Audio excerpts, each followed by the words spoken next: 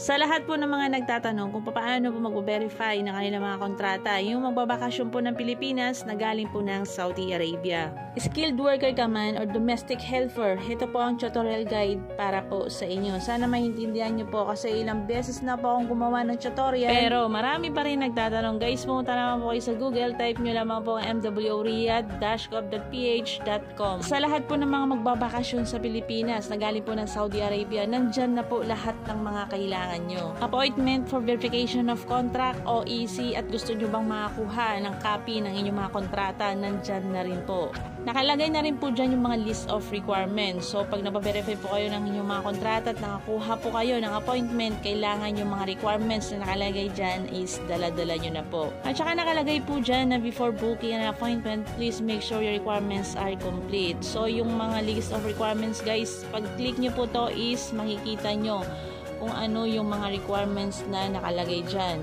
Para sa mga household worker, yung mga balik manggagawa, yung mga magbabakasyon po sa Pilipinas, ito po yung mga list of requirements. Employment contract, copy ng iyong passport, copy ng iyong ikama, copy ng national ID ng iyong employer, tapos yung re-entry visa. At saka yung plane ticket po is kailangan round trip. Ito naman po para sa mga skilled worker, yung nag-transfer po ng ibang employer na magbabakasyon po sa Pilipinas na galing po ng Saudi Arabia. Kailangan po dyan ng kiwa contract, copy po ng iyong passport, copy po ng ikama, re-entry visa, at saka yung copy po ng iyong plane ticket.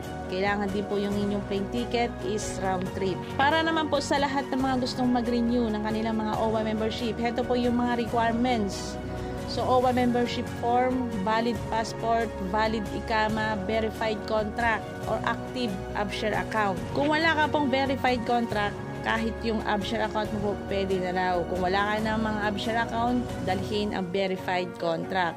Paalala ko lamang po sa mga gustong mag-renew ng kanilang mga OWA membership, kailangan din po dito ng appointment. Sa lahat naman po ng mga balik manggagawa at gustong kumuha po ng online OEC, kailangan pong mag-register muna kayo sa e-registration.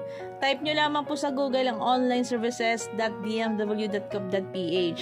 Ito po yung mga list of requirements, verified contract, copy ng inyong ikama, copy ng inyong valid passport, copy ng exit re-entry visa, copy ng plane ticket. Guys, ito po ang pinaka-importante sa lahat, yung mga uuwi na po ng Pilipinas at hindi na po babalik sa kanilang mga amo, skilled worker ka man or domestic helper. Kung meron na po kayong final exit visa at hindi po ibinigay ang inyong mga indemnity or yung end of service benefits, pwede po kayong pumunta sa Polo o yung tinatawag po na MWO para po sa final settlement ni employer at saka ni worker, plus yung mga calculation po ng inyong mga end of service benefits or indemnity.